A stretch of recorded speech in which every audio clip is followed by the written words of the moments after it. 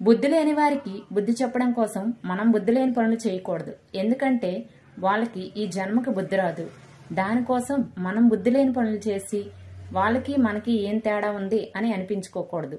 బుద్ధి లేని వారికి ఎప్పటికీ బుద్ధి రాదు. బుర్ర లేని వాళ్ళకి ఇంకెప్పుడు బుర్ర వస్తుంది? కొంతమందికి చదువుకున్న తర్వాత ఎంతో కొంత బ్రెయిన్ పెరుగుతుంది. కొంతమందికి అస్సలు ఎప్పటికీ బుర్ర పెరగదు. వాళ్ళు ఫస్ట్ నుంచి ఎలా ఉంటారో అలాగే ఉంటారు. వాళ్ళు మార్చడానికి ట్రై చేస్తే మనం మారిపోవాలి తప్ప ప్రయోజనం ఉండదు. జీవితం అంటే ఆశతో బ్రతకడం కాదు, పోరాడాలి. భయపడినా బాధపడినా ఈ ప్రపంచం మనల్ని దూరంగా విసిరేస్తుంది. ఈ పోటీ ప్రపంచంలో పోరాడితేనే మనం బ్రతకగలం, లేదంటే కష్టాల్లో కూరుకుపోవడం గ్యారంటీ. పోరాడుతూ నిత్యం బ్రతికితేనే అంతంత మాత్రానే బతకగలం గాని పోరాడకుండా ఏదో జరుగుతుంది ఏదో వస్తుందని ఆశతో బ్రతికితే మాత్రం బ్రతకలేము. ఈ ప్రపంచంలో గట్టిగా పోరాడే వాళ్ళే ఎప్పటికీ నిలదొక్కుకోగలరు. ఎవరి లైఫ్ ఎప్పుడు ఎలా ఉంటుందో తెలీదు. ఈ రోజు ఎలా ఉన్నవాళ్ళం రేపు ఎలా ఉంటామో తెలీదు. ఆనందంగా ఉన్నవాళ్ళు రేపు దుఃఖాల్లో ఉండొచ్చు, దుఃఖంలో ఉన్నవాళ్ళు రేపు సంతోషంగా ఉండవచ్చు. ఎవరం ఎప్పుడు ఎలా ఉంటామో తెలియని దానికి వాళ్ళ మీద వీళ్ళ మీద చాడీలు చెప్పుకుంటూ బ్రతుకుతూ ఉంటాం.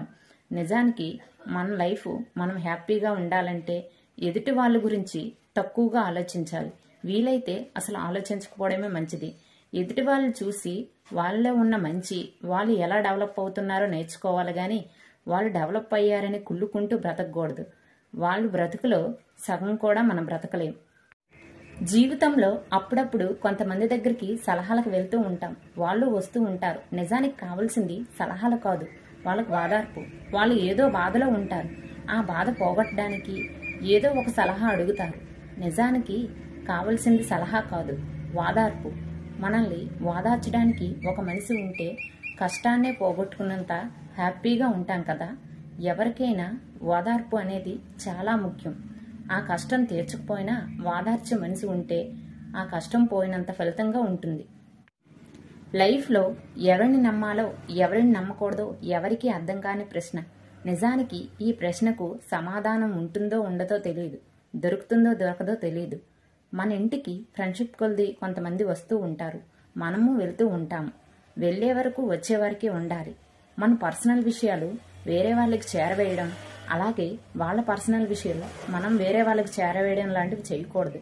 ఎందుకంటే మన ఇంటికి వచ్చిన వాళ్ళు వచ్చేటట్టు ఉండాలి. మన ఇంటి గొడవల్లోని మన పర్సనల్ విషయాల్లో దూరి వేరే వాళ్ళకి చెప్తే వాళ్ళని మళ్ళీ రానివ్వరని తెలిసి కూడా చెప్పడం కరెక్ట్ కాదు. పైగా అలాంటి వాటి వల్ల వీళ్ళ లైఫ్ కూడా డిస్టర్బ్ అవుతుంది.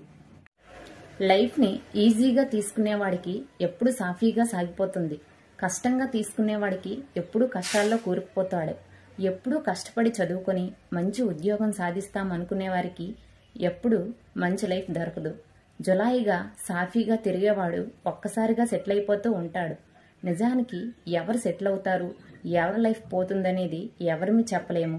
బాగా చదువుకున్నవారు సెటిల్ అవుతారని చెప్పలేము, బాగా చదువు రాని వారు లైఫ్లో సెటిల్ అవ్వలేరు అని చెప్పలేము.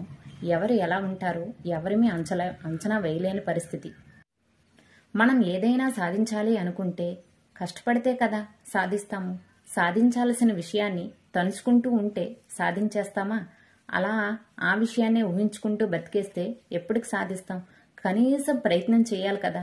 ప్రయత్నం చేసినా ఏమో అదృష్టం కొలిది సాధించగలమేమో. అంతేగాని కనీసం ఆ విషయం గురించి తలుచుకుంటూ బ్రతికేస్తూ కనీస ప్రయత్నం లేకుండా ఎలా సాధిస్తాం? కొంతమంది అలాగే ఆలోచిస్తూ ఉంటారు. ఏదో ఒక రోజు అయిపోతాంలే, ఏదో ఒక రోజు సాధించేస్తాంలే అనుకుంటారు గాని అందులో అడుగు వేయకుండా ఎలా సాధిస్తారు?